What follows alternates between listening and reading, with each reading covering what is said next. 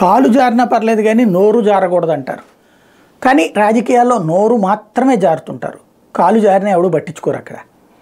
ఈ నోరు జారేటటువంటి వ్యవహారాల మూలంగా ఒక రకంగా బద్ధ శత్రుత్వం. ఇప్పుడు ఫర్ ఎగ్జాంపుల్ మన మంచి ఫ్రెండ్ ఉంటాడు, ఏదో క్లాష్ వచ్చి అంటే ఏదో అభిప్రాయ భేదం వచ్చినప్పుడు బూతులు తిట్టేసుకున్నాం అనుకోండి, ఆ తర్వాత ఎంత కలిసినా ఆ లోపల పించింగ్గా ఉంటుంది కదా.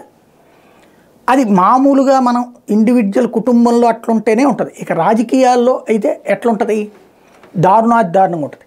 కానీ ఆ తర్వాత కలిసినప్పుడు సిగ్గు ఎగ్గు అవన్నీ లేకుండా కలిసిపోగలుగుతాం అనేటువంటిది పేపర్లలో టీవీలలో పార్టీ మీటింగుల్లోనే నడుస్తుంది. కానీ ఇంటర్నల్గా ఆ కడుపు రగిలిపోతూ ఉంటానే ఉంటుంది. అందుకనినే ఒక పార్టీలో సుదీర్ఘంగా ఉన్నోళ్ళు ఇంకో పార్టీలోకి వెళ్ళినప్పుడు సుఖపడినటువంటి చరిత్ర చాలా తక్కువ ఇప్పుడు ప్రస్తుతం. కానీ అలాగని రాజకీయ జీవితాన్ని ఫలంగా పెట్టుకోలేరు కాబట్టి అధినాయకత్వం ఆలోచనలకు అనుగుణంగా వెళ్తూ ఉంటారు. ఇప్పుడు వసంత కృష్ణ ప్రసాద్ని గత 5 ఏళ్ల నుంచి దేవినేని ఉమ, బొమ్మసాని సుబ్బారావు వీళ్ళు పెట్టిన పేరు మైలవరం వీరప్పన్ అని. గనులు తవ్వుకుంటాడు, అడవులు తవ్వుకుంటాడు అయ్యని. వాళ్ళు చెప్పిన ప్రతిసారి నేనేం కాదు, కావాలంటే రండని అక్కడికే తీసుకెళ్ళి చూపెట్టి ఇదిగో ఇదంతా దేవినేని ఉమ వీళ్ళ మనుషులే చేసి నా పేరు చెప్తున్నాను.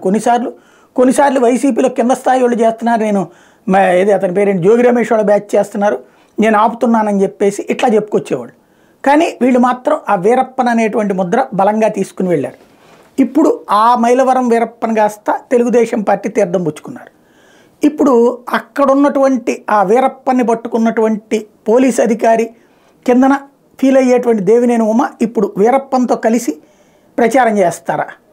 లేదు ఇప్పటిదాకా మాట్లాడినవన్నీ తూచి అంటే మనకి సెల్ ఫోన్లో లేకపోతే కంప్యూటర్లో అయితే ఫోన్ డేటా డిలీట్ కొట్టేయచ్చు, ఎప్పుడో ఏ ఎక్స్పర్ట్లు వచ్చినప్పుడు రిట్రీవ్ చేస్తారు. కాబట్టి ఇప్పుడు డిలీట్ చేసేయడం మెదళ్లలో కూడా ఓటర్ల మెదళ్లలో డిలీట్ చేయగలరా చూడాలి.